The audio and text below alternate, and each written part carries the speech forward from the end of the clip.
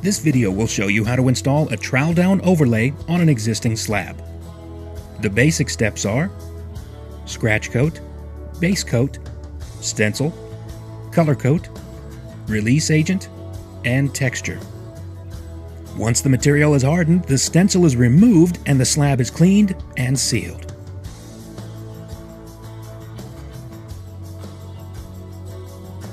Overlay has become a popular choice for decorative concrete installers. Today's products and techniques allow the creation of realistic brick, tile, or stone on a variety of surfaces in both flat and vertical applications. Overlayment can be used to repair a damaged surface or just to change the appearance of existing concrete.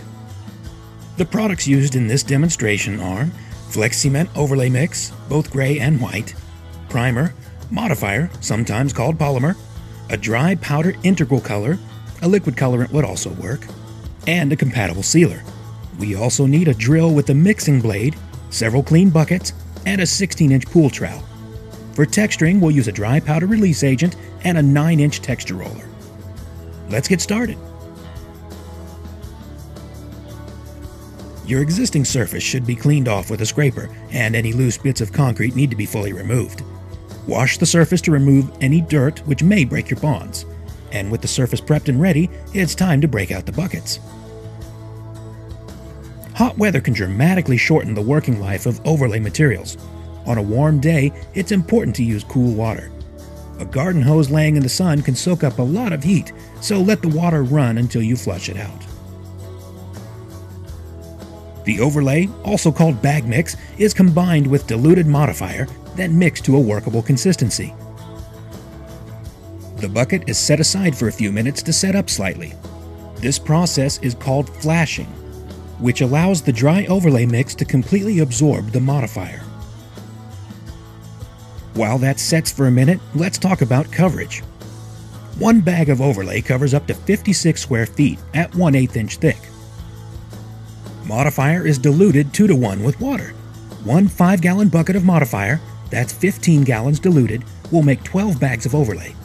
Or to put it another way, each bag of overlay requires 1 1/4 gallons of diluted modifier. After about 5 minutes of flashing, the mix is ready for another spin. If it's too thick, add a touch more of the diluted modifier mixture to thin the mix. Now you're ready to apply the scratch coat. Primer is applied to the surface with the roller. The primer creates a bond between layers, in this case the existing surface, and the scratch coat. Flex Cement Primer 100 comes in 5-gallon buckets, which covers up to 700 square feet. Apply the primer in small, workable areas until you get used to the working life of the product. You'll have more time in the shade and less time in strong sunlight. Pour some overlay material onto the slab and begin troweling your scratch coat. At this stage, we just want to cover up any damage and even out the surface. If your surface isn't damaged or doesn't need to be leveled out, then a scratch coat is not required. Mix, flash, remix, primer, trowel.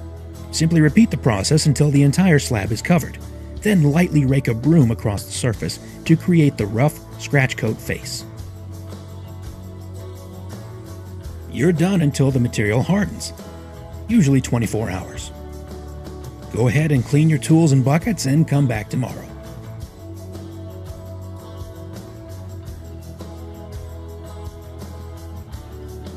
It's the following day and our scratch coat has set up nicely. It's a good idea to take a leaf blower across the slab to blow off any dirt or leaves which may have drifted onto your work site overnight. The day moves pretty fast, so make sure you have everything you need before you begin, including stencil patterns, borders, buckets, colorants, release agent, texture tools, mixing drill, trowels, and scissors, in addition to your overlay materials. The process for the base coat is nearly identical to the scratch coat. Mix the gray bag mix and diluted modifier in a bucket and allow to flash. While the base coat is flashing, apply primer to the scratch coat. It's important to work in sections approximately the same width as your stencil pattern or just a little wider. You'll be working one row at a time. Once the base coat has flashed and been remixed, it's time to apply. Pour some material onto the slab and trowel into place. Remember to work within an area approximately the width of your stencil. Begin by laying out the borders. By design, a border will frame your slab, so it's important to install them straight. The stencil will naturally curl in one direction. This is called the stencil's memory. Stencils are always installed memory side down.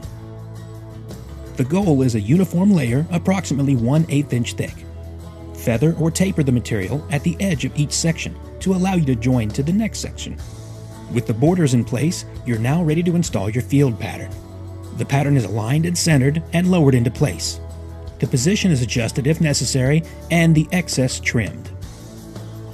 That's all there is to it. Simply repeat the process one row at a time until your stencil pattern is complete. Mix, flash, remix, primer, trowel, stencil, trim.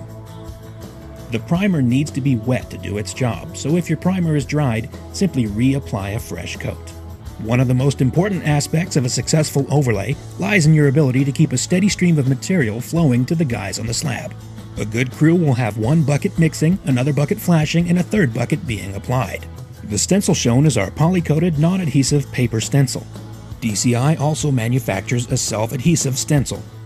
Sticky back adhesive stencils feature a peel and stick pressure-sensitive adhesive, which is favored by many overlay installers. However, we find that working with paper stencil is much faster. Instead of peeling off a paper liner to reveal an adhesive face, this method trowels the stencil into a tacky base coat, which does the same job of adhering the stencil to the slab.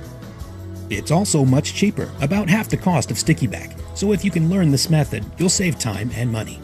At this stage, you could walk away from the job site for a day or two.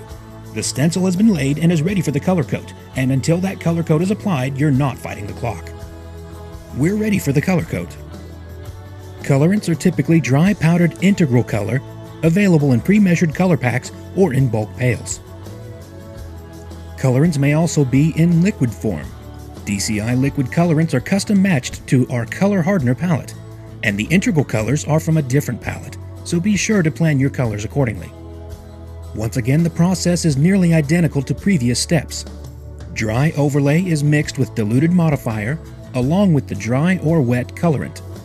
The amount of colorant varies according to color. We're using cayenne red integral color, which takes about 1/3 of a cup of powder per bag of overlay. Color charts and recipes are available from DCI. Your color coat can be either gray or white overlay. A white mix will give you the truest, richest color, and a gray mix will knock the color intensity down a bit.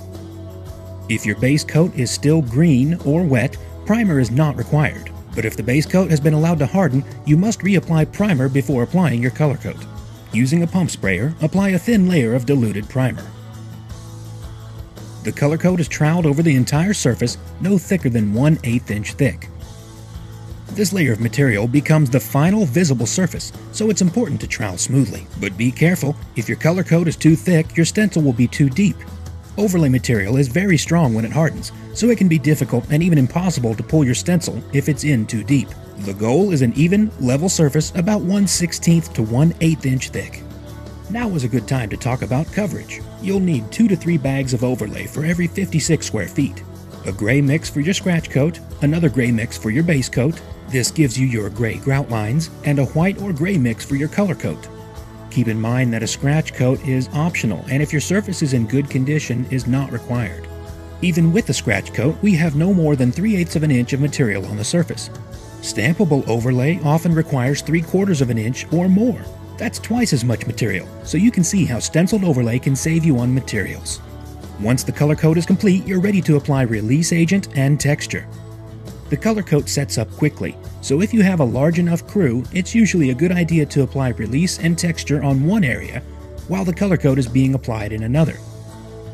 Do not allow release to get on your base coat before the color coat is applied. Release will break the bond between layers, and your overlay will fail. A clear liquid release may also be used, but for this look we're using a powdered release. The color is dark gray. The 9-inch texture roller weighs about 12 pounds, which is just enough to apply texture to the overlay material. A heavier roller would deform the material. The roller is passed over the surface in overlapping strokes, then again at a 45 or 90 degree angle. The idea is to break up any repeating patterns created by the roller. The stencil should be removed as soon as the overlay material chips freely from the stencil. This will be the same day, and may take as little as 1 to 2 hours depending on temperature and sunlight conditions. Do not leave the stencil in overnight. Before we can clean and seal the slab, it needs to cure for at least 48 hours. Once 48 hours have passed, begin by rinsing, not sweeping, the excess release agent. If you're near a pool or other water feature, it's a good idea to use a sand trap to filter and collect the release agent from your runoff. Cleaning begins with the light muriatic acid solution, 1 cup to 2.5 gallons of water. Make sure your slab is wet before applying the acid, otherwise you'll burn spots into your finish. Sprinkle the solution over your wet slab and lightly scrub the surface with a broom. The goal is to remove about 90% of the release agent. After one pass with the broom, rinse your slab completely. Judge the overall appearance while it's wet, as this mimics the look of a sealed overlay. If your release is still too dark, make another pass. It's better to make multiple passes, removing a little release at a time, than to use an acid which is too strong and removes more release than you intended. Once you have the color you're looking for, rinse the slab until your water runs clean. Do not allow release agent or the acid solution to dry on your surface. Using a small wire brush, touch up any joints that may have been malformed, and then allow the surface to dry completely before sealing. A leaf blower can help to speed things along. It's important to seal your overlay according to the overlay manufacturer specifications. Using the wrong sealer or applying the right one incorrectly can dramatically affect the look and lifespan of your overlay. 2 coats of sealer are recommended. Solvent-based sealers will actually soften your overlay slightly, especially on the first coat. This is normal, but it's important to stay off your slab while it's in this state. Do not overwork your sealer, as this too can damage the softened surface. Once the first coat has set and the overlay has re-hardened, apply the second coat. And that's it. Properly maintained, an average overlay should last 10 to 15 years.